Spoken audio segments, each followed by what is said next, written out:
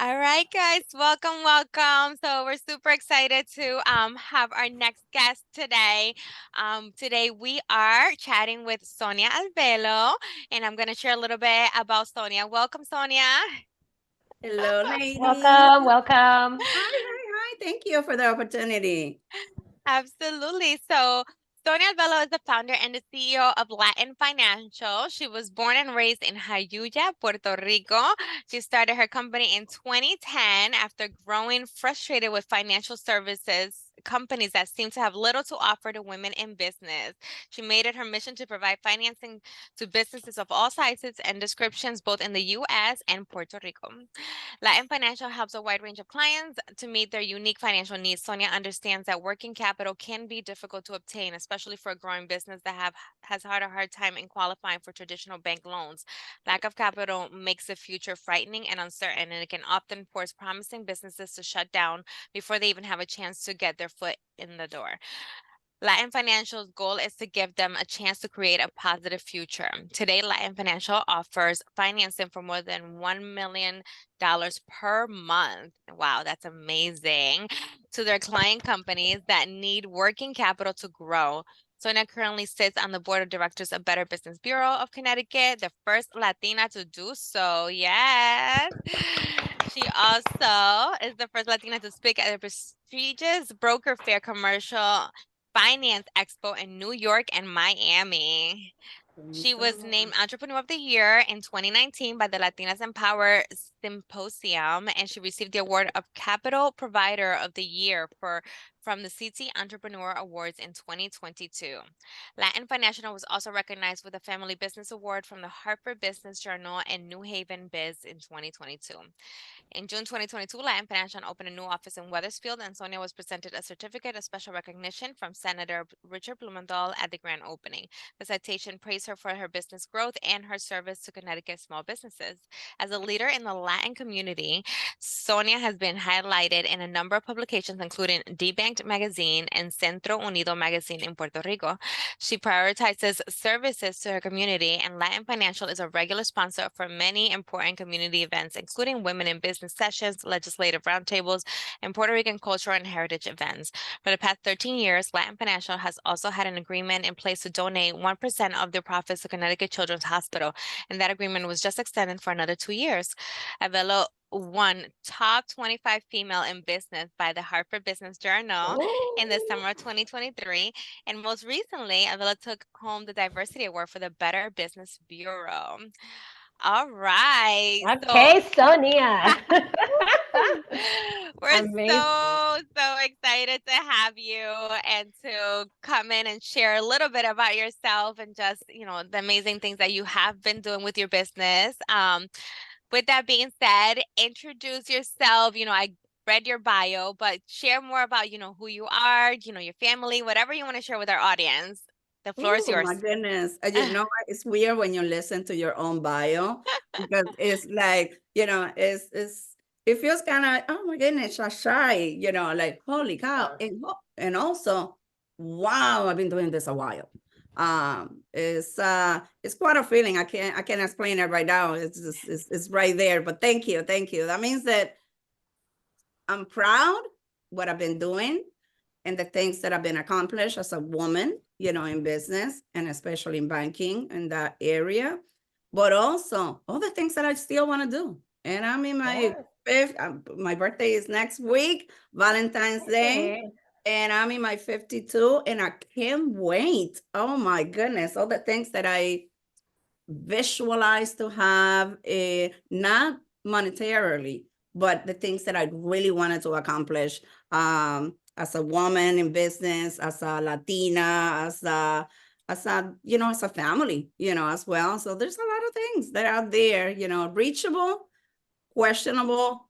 But I know, little by little, if you can get 10, the 10 top list, at least I'll do 50, and even if I do one, I'll be super happy. That's true. Yeah, yeah, but We thank you love so it. much for having me here. Of course. Obviously I admire you ladies, you guys, I follow you, by the way, in social media, because that's the first, it's like I know you, and I've been knowing you, growing, and I know that the first thing that you do, which is amazing, is open the space to others to talk to. So this is amazing. Anything that you guys need from me, I'm here. Thank you. We appreciate it. So So, yeah, let's start. So first of all, you're everything you're doing, your work is so amazing, inspiring. It's just not only you are, a woman-owned entrepreneur, but you're also Latina. So, tell us a little bit about if you had any challenges as not only, like I said, women-owned business, but also minority Latina business owner. Absolutely. It was not only one, it was so many. When I came to Connecticut, and I came to US when I was 17, I graduated, came over here. It was my dream to be in the United States, freedom. It was a lot of things that I wanted to do. And thinking backwards, it's always wanted to be in banking, on helping businesses. I never wanted medical. I was never into a lot of other industries that, as a Latina in the United States, they push you to do it. They're like, oh, this is the only thing. This is the only avenues that you can do. But since I came to US, I've been always in Connecticut. This is definitely my home, my second home. But it was a lot of the same. Back in the day, I saw the gender gap, the money gap, the missing opportunities. Even though that I was working in the banking industry, I was always in the back. Nobody looked like me. I'm telling you, that was more than 30 years ago. And unfortunately, it was hard, but we didn't have social media. We didn't have the opportunities that we have with other women, as either talking over a cell phone, because there were no cell phones back, yet in that area. Oh my goodness, I'm alone. But it was a lot of challenges. It wasn't, you know what, it was crazy that there was more challenges, but every day I had to make sure that I was there on time and extra, because I was the only brown skinned girl, in that bank. I did my job well and more because I wanted to be recognized. And there was a couple of times that I remember vividly. They used to have these big meetings, and everybody's around, and everybody's like, okay, this is um the um the job, the scale, another job opportunity. And every time I saw somebody else with less experience, not me in terms about not like me. And I used to go home and cry. I'm not gonna lie. It turned me apart, but I knew it's not like we ignored the situation. I knew, but look at my kids, one is light skinned and the other one is dark skinned, even though they're the same father, but I was like, holy cow, I gotta be strong for them. What's gonna, if I don't make any changes, and believe it or not, it was dreams for me, everything that I saw, it was dreams, but it was basically the opportunities that never came my way. The money that, even though that I stood in those positions, they never pay me equally as others. And it just dreams that, it would just those. And I think that throughout the years, even in, my first 10 years, and my first, I remember 10 years after that, I was still in that area of banking. I was still having a hard time looking for the jobs that were there. Don't get me wrong, because you get in because they have to hire you as a minority. They see you, they're like, yes, you're hired, you speak Spanish, you're hired. But I also got lucky with the companies, with the CEOs, that they treated me, even though that in paper it wasn't there, but they treated me with respect. They treated me with, you can do it. At least never thought that they were lying to me, but I thought that they were trying. And for me, that was good enough, unfortunately, back then. Would you That's say that being also a mom was a struggle for you as well? How did you handle, being a mom and an entrepreneur at the Listen, same time? it was hard. It was hard. I used to work many hours, and obviously, it's not like now. A lot of people, unfortunately, including in my own company, I try to understand the struggles as them outside the office. But let me tell you, if you called out 3 times or they were late, you were gone in companies. There were no sugarcoating. You knew that that paper was going to come to your desk and you have to pick up your stuff because it happened to me. Lack of daycare, lack of support in terms because I was here by myself. I came with an auntie, and she was my inspiration because she was a single mom of 3. She worked full time. Not only that, many hours, she was doing like probably 60 hours a week and plus going to school at night. So I started to do the same. Like I mimic her life. She passed away recently last year. And let me tell you, a lot of ideas and a lot of memories and a lot of wow, I'm strong. You know what? Look back and I'm so proud for her to guide my life the way that she did back then. So, and unfortunately, nobody gave her the wow, you did it, because she did it by herself the whole time. So, daycare, it was super expensive. So, I remember that I still know that lady. Her name is Maria. Older, family, really strong family, ethics. And they took care of my kids for 10 long years because I didn't want my kids to go, to a place, to another place, to another place. And it was, at least mommy, they understood mommy has to go to work, drop them off like around 5:30 in the morning in an office job that it was at 8, no matter what, because you have to be, all dressed up. You want to be on time, traffic, you name it. So it wasn't easy. I think that, if you put your mind to it, there's a lot of things that now you have the opportunity to do so much. Oh my goodness. As long as you want to, anything is happening, you can do it. Do you feel like that there's need to be some sacrifice sometimes being made, so you can get to the next level? Because I think sometimes people think that, you know, it should always come, like, or what am I doing wrong, but maybe you can shed some light on, I what you think I have done. think with me, I think I took too long and speaking up because I was afraid, because I didn't saw anybody like me. And when they did hire somebody like me, I was threatened. Oh, they're gonna take me out because there was not opportunities like that. So I think that it took me way too long to speak my mind in job opportunities. Took a long time to get the el valor, the guts to say, hey, can I have a minute? Can we just sit down after 3 years? There's no pay raise. It was a lot of things, but I think it was um I wasn't 100% truthful with myself. I was like, okay, I got a job at least. So that kept me going. Yeah. So it sounds like, it was, I would say for anyone starting a new career path or business, it is hard. Not, especially minority, Latina owned businesses. What advice would you give someone that's starting out, in a similar career path than you are?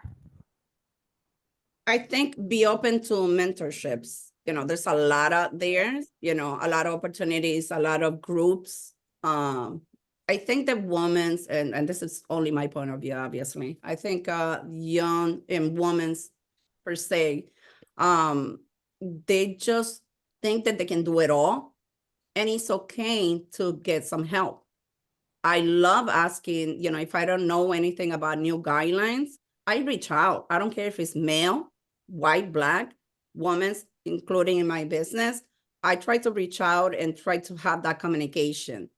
There's a lot of different little things that you can do, I think. for me, is create a plan. What are you going to do? What is possible to do in this, especially if you have kids. So it's just surround yourself with people. Believe it or not, you don't have to hear somebody to tell you, oh, you're great 27 times. You're going to get used to it. When you don't hear it, you're going to get bad. So create yourself, like a group of people. And always, even though that you have your best friends are there for a reason. They're always going to cheer you up. Try to go outside your usual group. Go outside, go to other groups that you don't usually do in your own city. Go further. And try to talk to people like, business wise, put out, send emails with those people that you just met. I mean, I'm old school, once I meet a person, it could be on a Friday or Monday, they're going to receive an email and we got the best conversations.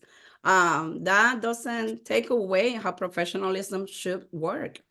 So I like I that. love it. I like that.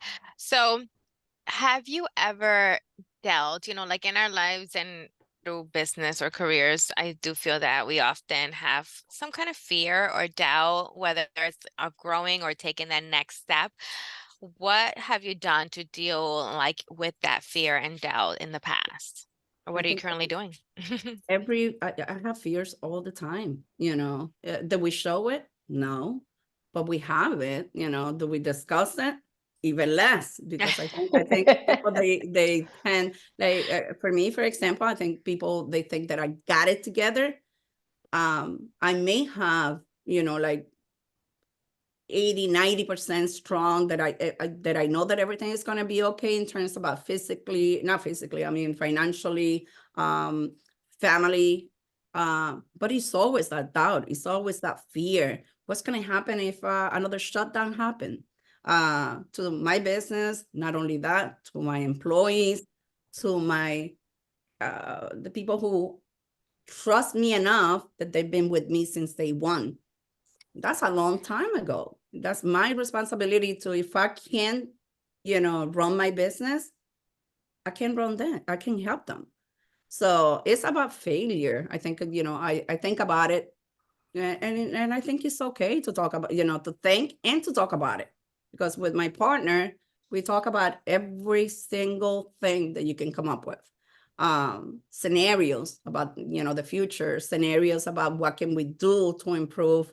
Not only he runs a business differently, obviously, but for me, it's like, how can I do this to reach out my demographics? And my demographics are all, because my business are white, black, Chinese, you name it. A lot of people, they don't know, but my percentage of Latino businesses has declined, and I have everything else, because the Latinos, when they tend to see another business, especially women running a business in banking, they tend to go to the male no matter what. Like, for example, I did a test, and this is true 100%. Sometimes when the clients, the Latino, bilingual in the US or Puerto Rico, they contact my office, they start talking to me and everything else. We do, we help them out. What if? We give them, the approvals and the clients, because, even though that if I approve some, some people, I also wanted to talk about those negativities in the industry, so they won't know that we have done our best to give them the approvals. But it comes to times that if it's a person or a business that they have more than one partner, or even one, and we have to do a Zoom meeting, guess what? Sometimes I do bring my partner in this, in the mix, just to, okay, there's certain things here and there that we got to talk about. Guess what? All of a sudden, they're emailing him. Believe it or not. Wow. And yes. And it's nothing to do about the capability. Hey, no. Sorry, my dog is here. It's not the capability of that you can do the job. They know, and that happens also with old clients. They can be with me for a long time, and all of a sudden the shift. Not that many, but it's happened. And that makes me think, holy cow, I still gotta deal with this, Yeah. We're in 2024, but we still have to deal with this That nonsense. mentality. Yeah, Yes. It's crazy. absolutely, absolutely. It's crazy. But I deal with it and I talk to my partner. It's good that he's within the company because, now, I can learn how to not include them or other techniques. That's amazing that, that you can see it, like really live it, right? Because sometimes we have assumptions like, okay, like we know that this kind of exists. And like in the corporate world, right, we think of like the corporate world is still like existing, like the whole disparity with women and men and like all of that. But seeing it in your own business is like almost like, right in your face. You're like, okay, now what? Thank you for sharing that. And like it just helps others to know to like don't get discouraged, like it does happen, but you have kept going and you continue to go. So this helps, others see like, someone might sort of, prefer the male over the female because of just historically that's kind of been like what the business is about. But you get to show them a different experience and you get to also like, hey, I'm in business too. I know what I'm doing. I know what I'm talking about. Just because I'm a woman does not mean that. We got to fight, no matter what nowadays to keep our clients. It's our responsibility for our clients or even our friendships Yeah. to maintain them. I'm pretty sure if they don't think the same way, well, that's not, I don't think it's the right fit. But I try to, and it's not easy. It's not easy. I think, between you grow as a company, and that happened to me, and I speak freely about it a lot, especially the past 2 years. I have lost friends, or I have lost the contact of the certain friends because, either they never thought that I could not make it. They always, they assume, okay, you know what, you'll always be in banking. I didn't, they always say, you're always busy. You don't have time for me. So that has come to my mind a lot. So I'm trying to, I can't do a huge, get together because then I would not get the one-on-one. So now in the next 6 months, I do want to take some time for me, but also to take care of them because, it's not their fault. They can feel a lot of different ways and respect with that. They never said anything about, me or my company. They know that I'm busy, but I need my friends to also continue with my journey, so I need to take care of them as well. So it's gonna be always Balance. something, and Yeah. you're gonna have to Yeah. apply to it. But before we continue with the fear, I found this and I wanted to share with you guys. And I read it and I was like, holy cow, that's actually true. So, and I read it and I wrote it down right here. Bear with me. Okay. So it says, it's hard to fail, but it's worse never to have tried to succeed. So I read it and I was like, this is the part of the fear question. Let me, just tell you a little bit about sometimes what you read makes sense. Absolutely. It's true.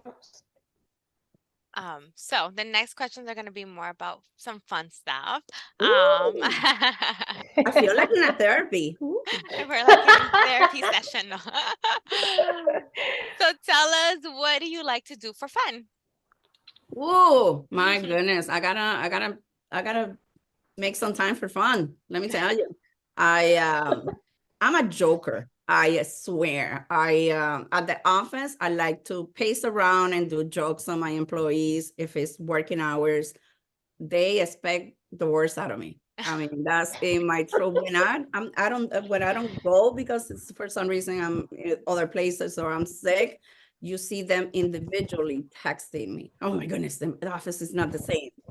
Um, Personally, I'm a joker still. I like to play jokes on my husband, on my daughter, on my son, even on my dog. It's just, and even with my friends, hey, joke. I send the craziest text. Um, Lately, I've been walking a lot in the trails here in East Hampton. It's beautiful. I invite you guys anytime that you wanted to go away. Seriously, just text me. Hey, listen, I'm in the area. Let's go. It's beautiful and it's so therapeutic, and you have fun because it's a little bit of everything. It's in the middle of nowhere. But besides that, I used to read a lot. For me, that was, fun, believe it or not. And write a lot. I lost that one. And and one of the things that nobody knows, this is the first time that I'm discussing this. I know how to paint in black and white, um, if I see a scenario or a face in black and white, I can add a color, but I've been doing it for more than 35 years. Wow. And I'm good. I'm not gonna Okay. lie, I'm Ah, super good. I just gotta get back to it, like come home Yeah. and just, draw. And That's also very therapeutic too, drawing. yes, yes, yes. I haven't seen myself doing it for like a year again through COVID. Obviously, that was an outlet. mhm, Um, but I'm just happy. I'm a happy person. I think that I don't have like a specific things. I just put them as a cloud, either English. I like everything, country music in the house, and I just cook and everybody. I love my family because you know what, and this is not that the family was like this all the time.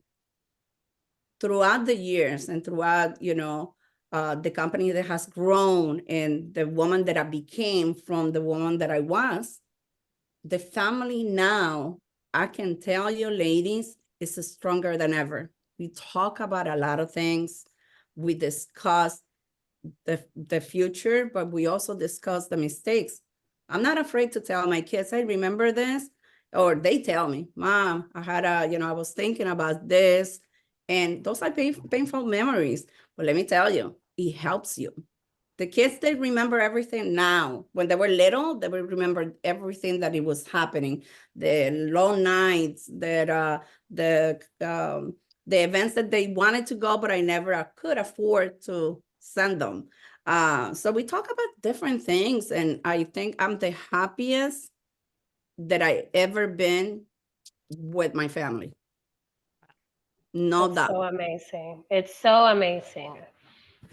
Everything family. can fall apart, and I'm happy there. So The that most will help important me thing. fix everything else. Think about Yeah. it.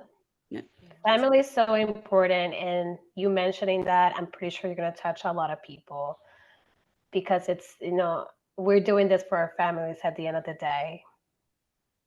Yep. I'm glad. I'm glad. Anything that I could do, and always don't be either ashamed to talk about something that happened in the past or is happening right now in your lives. Don't be embarrassed. Yeah. Our mothers, we tend to look at our kids and say, I can't do this, or I can't afford this, or I can't do like the other families would do. And that's nothing wrong with that. Try to get other things, to do with them. Trust me, they will understand. But it's our job. We need to do it. We need to, talk to them regardless if they don't want to listen at that point, but they are. So anything that I can give you any tips, hey, I make my mistakes, but I'm here now and it's the best. Like I said again, everything else could be not happening for me, and I'm happy with them. And I'm sure they're happy with me because they are been Mm. telling me all the time. And I love those texts when they say, Good morning, Ma. Have a good day at work. You Oh. got this. And my kids are older, 30 and 31, and they still do it. Mm. I love that. Such an inspiration. Well, Sonia, it's been such an amazing pleasure to have you, with us today. Um, Everything you've said, it has touched us, and I love it. And congratulations on all your success. And we wish you more success to come. And I know you have a lot of dreams, and keep dreaming. We always have to continue to keep dreaming. Well, Yes. thank you. And you guys too. You guys are amazing. Keep on continue doing seriously, everything is doable. It's just consistency and a will of power, just do it. It is. Well, again, Thank you. thank you. Please share with everyone who's hearing this where they can find you, they can connect with you if they are looking for some business funding or just want to talk to you because they want to get in the same industry and are inspired by you. Let them know where to find you. Well, thank you. Thank you. Well, they can actually go to all social medias and look for Latin Financial. Instagram is Latin Financial LLC. Facebook, we got the Latin Financial page, but also the people in Puerto Rico, Latin Financial Puerto Rico. And on the website, www.latinfinancial.biz.